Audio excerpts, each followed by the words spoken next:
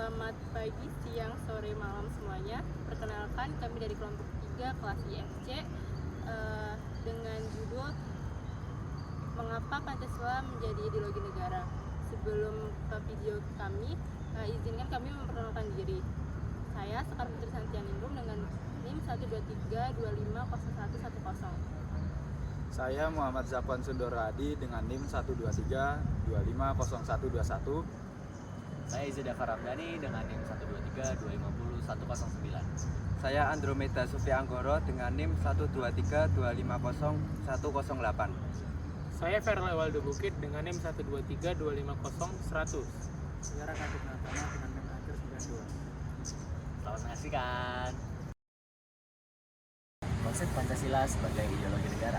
Nah, sebelum membahas Pancasila, kita harus memahami apa itu ideologi. Secara etimologi, ideologi berasal dari dua kata bahasa Yunani, yaitu yang pertama ide atau gagasan, lalu logos yang artinya ilmu.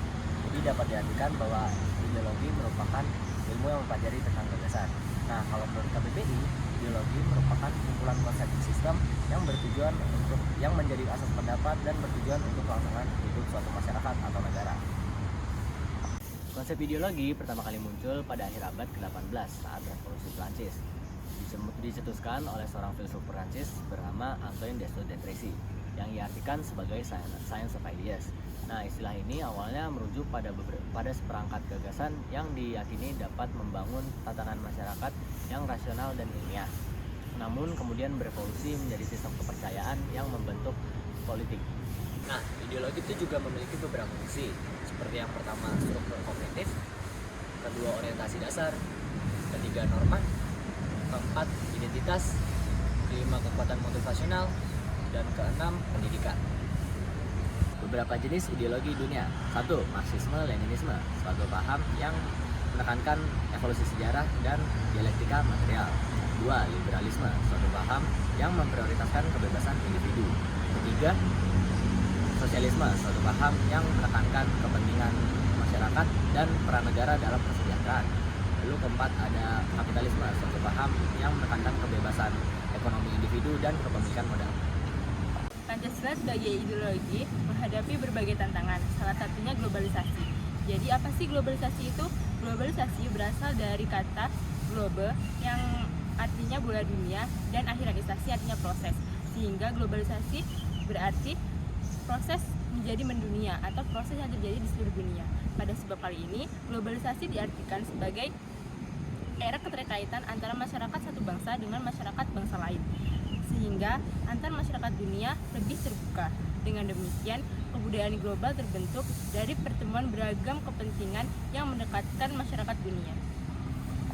Menurut Sastra Praseja, kebudayaan global memiliki beberapa karakteristik. Di antaranya yang pertama itu ada keterbukaan budaya, di mana setiap negara saling mempengaruhi dan dipengaruhi satu sama lain. Contohnya, bangsa Barat mempengaruhi cara berpakaian dan musik di Indonesia.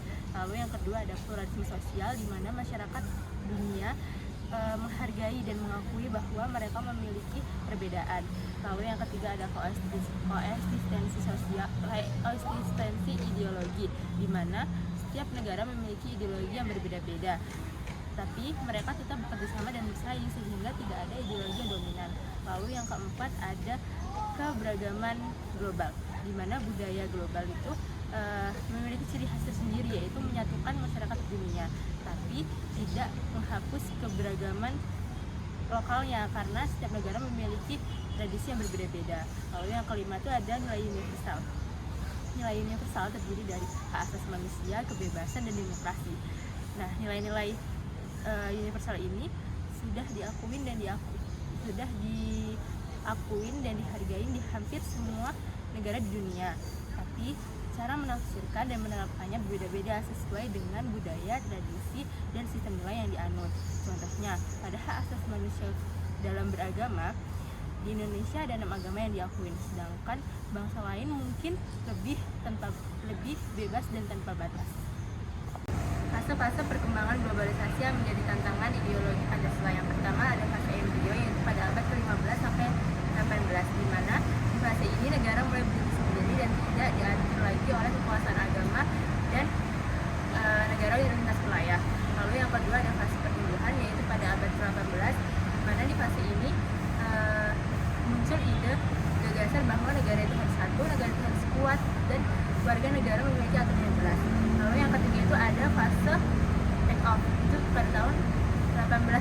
sampai pertengahan 1920. Di mana fase take off ini negara-negara mulai menyadari jati dirinya dan ingin diakui oleh dunia. Dan kemudian ada fase perjuangan hegemoni, yaitu pada tahun 1920 sampai pertengahan 1960, di mana di fase ini terjadi banyak peperangan dan dunia mengalami konflik besar. Namun kemudian berusaha menciptakan kedamaian global. Salah satunya terbentuklah PBB atau Perserikatan Bangsa-Bangsa. Lalu ada fase ketidakpastian, yaitu pada tahun 1960 sampai 1990, di mana di fase ini dunia semakin maju, banyak mengalami perubahan secara cepat dan mengalami ketegangan. Lalu ada fase kebudayaan global, yaitu setelah 1990. Di fase ini negara mulai terbuka dan saling terhubung, sehingga terbentuklah kebudayaan global yang menyatukan masyarakat dunia. Nah, pada materi kali ini itu adalah alasan pentingnya kajian Pancasila sebagai ideologi dasar negara. Yang pertama, kajian Pancasila sebagai benteng warga negara. Nah, pastinya warga negara itu wajib memahami Pancasila, karena nantinya Pancasila itu akan menghadapi dua jenis ancaman, yaitu ancaman ideologi asing yang bertentangan dengan nilai Pancasila, nilai dasarnya Pancasila, dan ancaman perilaku domestik. Nah, dari segi ancaman ideologi asing itu ada tiga. Yang pertama, ateisme atau komunisme yang bertentangan dengan nilai ketuhanan. Dan yang kedua itu ada individualisme atau liberalisme yang bertentangan dengan nilai gotong royong dan keadilan sosial. Dan yang ketiga itu adalah kapitalisme yang tidak sesuai dengan ekonomi kerakyatan dan menimbulkan gaya hidup yang konsumtif. Dan dari segi ancaman perilaku domestik itu ada dua, terorisme dan narkoba, yang dimana kedua poin tersebut menimbulkan, merusak dan merugikan sistem ekonomi negara. Yang kedua, kajian Pancasila sebagai orientasi penyelenggara negara. Penyelenggara negara merupakan kunci untuk pemerintahan yang berwibawa dan pastinya wajib melaksanakan Pancasila secara konsisten. Pelaksanaannya bisa disebut orientasi kehidupan konstitusional, yang dimana memiliki dua unsur penting. Unsur pertama, penguatan pluralisme, yang dimana penyelenggara negara wajib saling menghargai dan membangun negara tanpa adanya diskriminasi. Unsur yang kedua yaitu aktualisasi atau penerapan nyata dari 5 sila. Sila pertama menjamin kebebasan beragama, sila kedua menjamin hak asasi manusia, sila ketiga membangun persatuan melalui kerjasama, sila keempat menjalankan demokrasi, dan yang terakhir sila kelima menghapus kemiskinan dan diskriminasi. Menggali sumber historis, sosiologis, dan politis tentang Pancasila sebagai ideologi negara. Yang pertama, sumber historis. Pada masa pemerintahan Soekarno, Pancasila dijadikan sebagai dasar negara. Pada saat itu kondisi politik sedang tidak stabil dan terjadi 3 kelompok ideologi. Yang pertama nasionalis, kedua Islami, dan ketiga komunis. Untuk menyatukan 3 ideologi tersebut, Soekarno membuat konsep Nasakom, yaitu nasionalis, agama, dan komunis. Namun hal itu tidak menerapkan secara sepenuhnya ideologi Pancasila. Kemudian pada masa pemerintahan Soeharto menerapkan asas tunggal, artinya setiap organisasi kemasyarakatan dan organisasi politik harus menerapkan ideologi Pancasila. Selain itu, Soeharto juga membuat kebijakan berupa penataran P4, artinya membuat pendidikan tentang paham Pancasila ke masyarakat. Pada masa pemerintahan Habibie, pada saat itu kondisi Indonesia sedang pada masa krisis, sehingga Habibie masih kurang untuk menerapkan ideologi Pancasila. Di situ banyak desakan untuk menghilangkan penataran P4 yang sudah dibuat oleh Soeharto sebelumnya.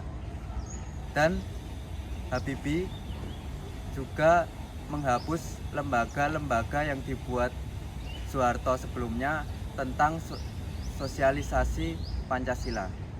Pada pemerintahan Abdurrahman Wahid berencana atau berwacana untuk menghilangkan TAP MPR yang membahas tentang pelarangan paham komunis dan pelarangan komunisme. Nah, di situ juga sudah diajukan tetapi ditolak oleh DPR MPR. Kemudian pada masa pemerintahan Megawati, ideologi Pancasila semakin menurun karena pada saat itu Megawati mengeluarkan kebijakan yang membuat pendidikan Pancasila itu tidak menjadi mata pelajaran atau mata kuliah wajib. Kemudian pada masa pemerintahan Susilo Bambang Yudhoyono ini masih belum diterapkan ideologi Pancasila karena masih belum ada lembaga-lembaga sosial atau lembaga-lembaga masyarakat yang mengatur atau mensosialisasikan tentang paham Pancasila. Yang kedua, sumber sosiologis. Pada sumber sosiologis ini akan ditemukan nilai-nilai Pancasila di kehidupan masyarakat sesuai dengan sila-sila Pancasila. Yang pertama, sila Pancasila ketuhanan yang Maha Esa. Di sini dapat ditemukan dengan adanya kehidupan masyarakat yang percaya dan yakin terhadap hal-hal gaib. Kemudian pada sila kedua ditemukan pada masyarakat yang saling menghargai dan menghormati hak-hak orang lain. Kemudian pada sila ketiga ditemukan dalam kehidupan masyarakat berupa sikap solidaritas, setia kawan, dan rasa cinta tanah air. Pada sila keempat ditemukan pada kehidupan masyarakat berupa saling menghargai pendapat orang lain. Dan yang terakhir pada sila kelima ditemukan pada kehidupan masyarakat berupa sikap adil terhadap orang lain. Yang ketiga, sumber politis. Pada bagian ini akan dilihat penerapan Pancasila sebagai ideologi negara di kehidupan politik. Yang pertama, pada Pancasila sila pertama diwujudkan dengan toleransi antar umat beragama. Pada Pancasila sila kedua diwujudkan dengan penerapan atau pelaksanaan hak asasi manusia. Pada sila ketiga diwujudkan dengan mementingkan kepentingan negara daripada kepentingan golongan atau politik atau partai atau kepentingan individu. Kemudian pada sila keempat diwujudkan dengan pengambilan keputusan secara musyawarah mufakat. Dan sila yang terakhir yaitu sila kelima Pancasila diwujudkan dengan tidak menyalahgunakan kekuasaan. Nah, dalam sejarah bangsa Indonesia, Pancasila sebagai ideologi negara sudah pastinya pernah mengalami pasang surut. Nah, di zaman pemerintahan Soekarno, tentunya kita sudah tahu bahwa Soekarno yang merumuskan Pancasila, bahkan penggali dan pemberi nama kepada Pancasila tersebut. Nah, tentunya dia juga memahami nilai-nilai Pancasila sebagai dasar negara. Tetapi dalam pemerintahan Soekarno itu terjadi pasang surut. Kenapa? Karena adanya ideologi komunisme yang di dalam Nasakom.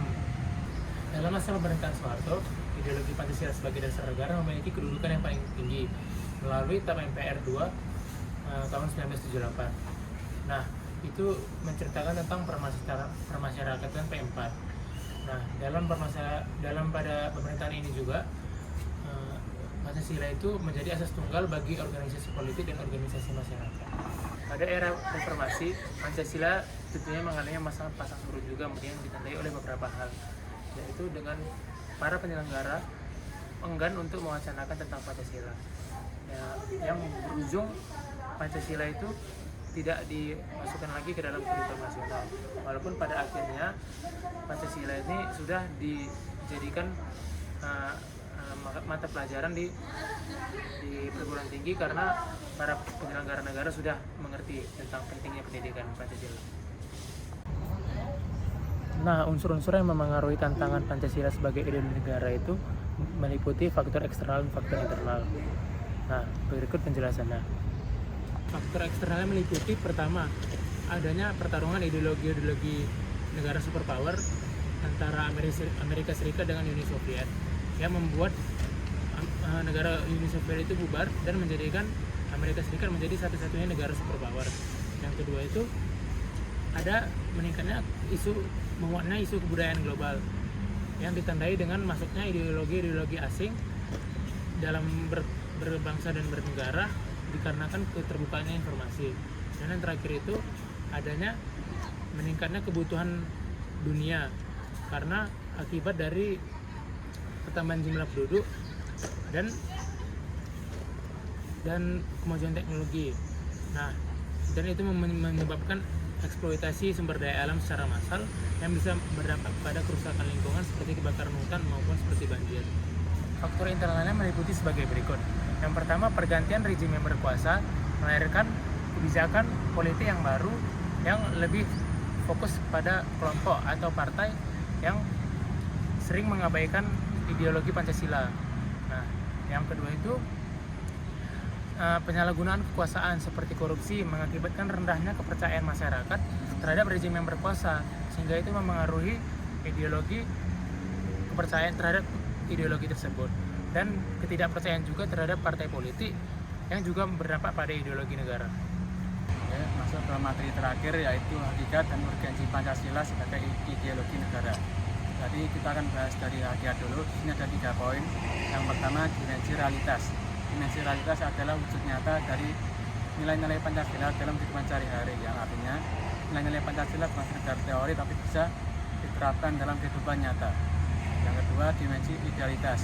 Dimensi idealitas adalah cita-cita luhur yang menjadi tujuan bangsa, yang artinya hal ini masih berupa harapan yang harus diwujudkan bersama oleh rakyat Indonesia. Yang ketiga, dimensi fleksibilitas. Dimensi fleksibilitas adalah kemampuan nilai-nilai Pancasila untuk beradaptasi dengan perkembangan zaman. Urgensi Pancasila. Di sini ada 2 poin. Yang pertama, ideologi sebagai penuntun. Jadi di sini maksudnya Pancasila memiliki peran sebagai penuntun masyarakat Indonesia dalam bersikap dan bertindak sesuai dengan nilai-nilai yang ada dalam Pancasila, sehingga masyarakat Indonesia bisa lebih tertib. Dan yang poin kedua, ideologi sebagai penolakan terhadap nilai-nilai asing. Jadi di sini Pancasila memiliki fungsi sebagai penyaring terhadap ideologi yang bertentangan dengan ideologi lain. Jadi misal ada ideologi lain yang sejalan sama Pancasila harus ditolak.